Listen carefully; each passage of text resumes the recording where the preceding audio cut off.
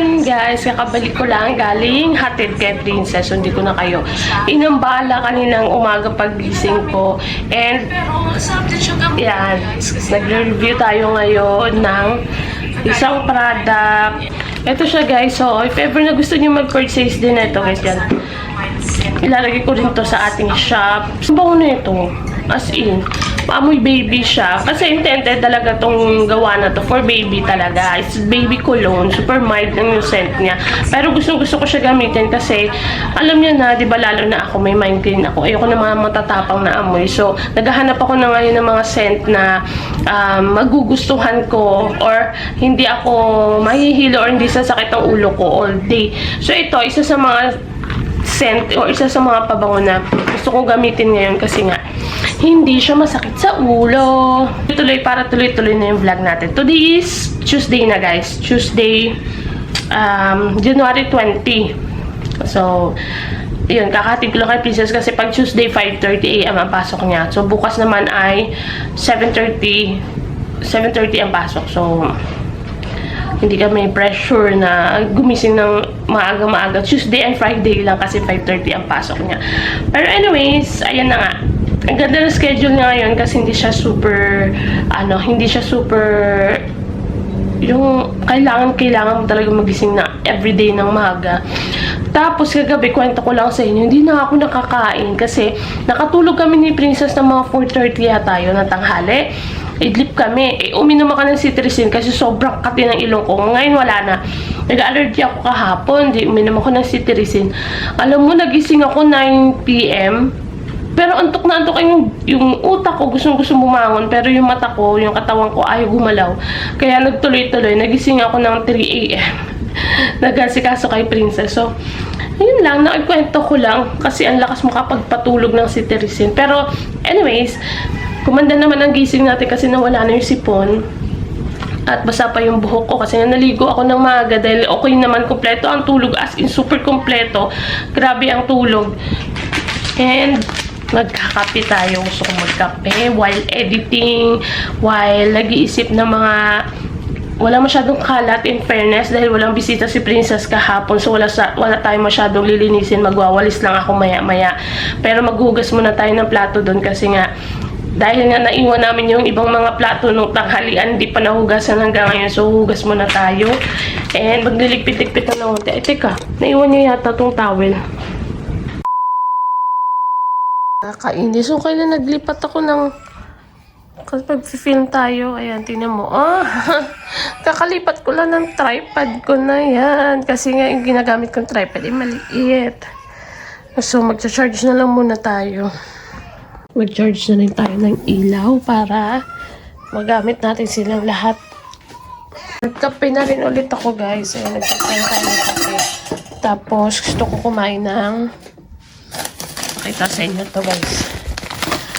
Ang tagal ko na itong nilbahan ko. Tambak na naman sila. Ang tagal ko na itong tabi natin yung mga vitamins dyan. Ito guys, mapakita ko sa inyo. Yan o, sambag-sambag. Ang tagal ko na itong hindi nakita. Tapos, bumili yung kapatid ko. Wait. Bumili yung kapatid ko. Pinapasalubong sa akin. Sobrang na-miss ko to. Pero iba na yung lasa niya. Siyempre, mas pinasarap na siya. Pero iba yung lasa ng original na nito, guys. Ito ay nilagay ko na lang sila sa plastic kasi mga tira ko. Ito naman yung lubid-lubid. Alam niyo yung lubid-lubid. Yung mga Ilonggo. Ayan yung lubid-lubid. Yung ganito itsura niya. Pinapapak ko siya kapag nahihirapan lang ako sa yung braces ko bago pa lang medyo makirot pa yung ngipin natin. Ayan o. Namimiss ko yung mga ganito. Pero unti na lang yan o. Kinakain ko siya kapag nanonood ako ng Netflix. Tapos, ito nga yung sambag-sambag. Ito medyo malambot siya. Hindi siya yung matigas. Pero mas pinasarap na siya. Hindi siya yung kagaya dati na yung lasang tinapay talaga siya. Ito may malalasahan ka ng butter, mga ganyan. Nagmamao yung bata sa tapat namin. Kaya, minsan nahihirapan na akong maghanap ng pwesto tsaka oras talaga guys na mag-vlog. Magkakape lang muna ako. Ako kasi nga, may bata na naman dito sa tapat natin. Actually, maliit. Parang mga 2 years old, 3 years old yata. So, pag umaga nagmamauwi, kaya nahirapan ako maghanap ng pwesto. Umaga lang din ako nagtatrabaho kasi gawa ng pagdating ng hapon nandito si Princess. Minsan may mga kasama siyang kaibigan.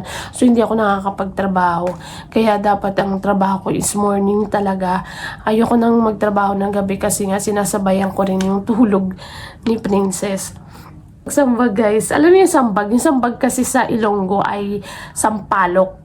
Kaya yung form ng tinapay na to is mukha siyang sampalok. Hindi lang siya masyadong dito form. Dito hanap tayo na medyo form ng sampalok. Ayan o.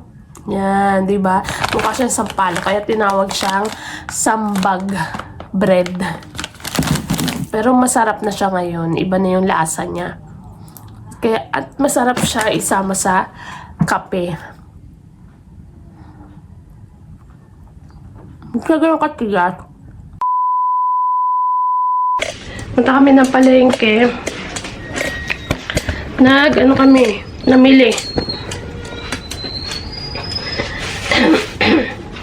Kailangan natin hugasan to. Basta na yung natin, strainer. Yan, piglagyan niya ng kamatis. Dapat dito na lang yung kamatis, oh. Kasi ginagamit natin yung strainer.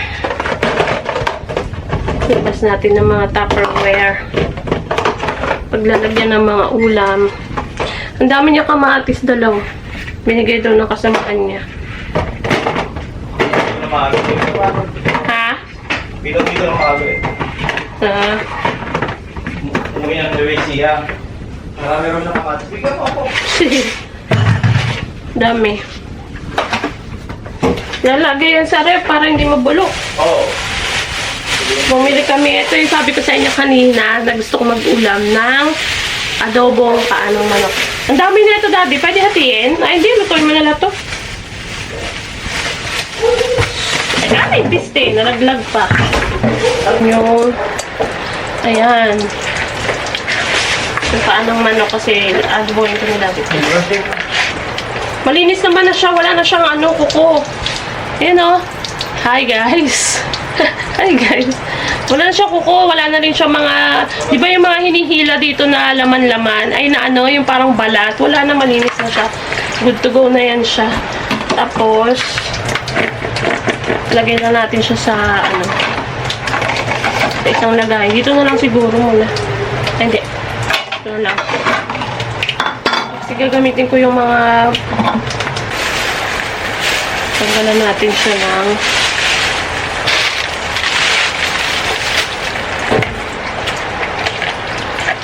para naman to sa mga aso.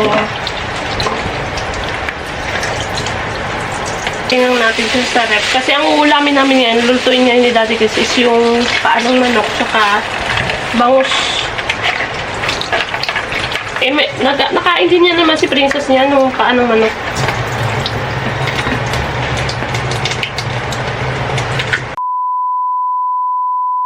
Sandwich. Nagugutom na ako. Buns. Bumili kami ng buns dun sa bakery. Tapos, scrambled egg.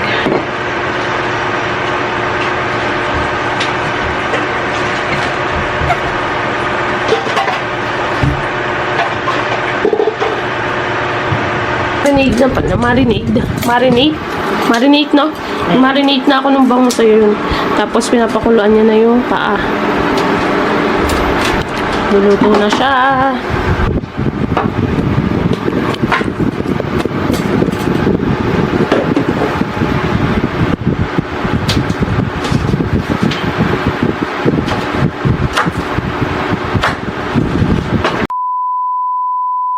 Kakatapos na namin mag-lunch, guys. May dessert na si Princess. Coffee crumble. Bumili si Dad. ako ng 200. Bakit? Wala akong baon. Coffee Pabili mo ng crumble. tripod mo. Uy, wala eh. Tapos, eto na yung adobong. Pabili na ako. 900 yun. Uy, 700 lang yun. Kulit na 900 ito. yun. Guys, kulit na ito. 900 yun. 700 lang yun. Oh, talaga? O, saan? Mamaya pakita ko sa'yo. Sige, akin na. Pingi. Ay, 1K pala yun. 1K may kasama mga accessories. Antayin mo na lang kasi to. Hindi nga, pang sa school nga. Eh, pang yan. Ha? One day. Wala pa ako sa'yo. Kumalma ka. Hindi pa naman, oh. Parang Wait lang. Ano, 1, 2, 3, 4, 5, 6, 7, 7. Oo, sakto na. 300. 300 na lang. Oh, ordering ko na. Wala pa nga ni. Kilo ko orderin. Sa ano na lang sa next week. Uy!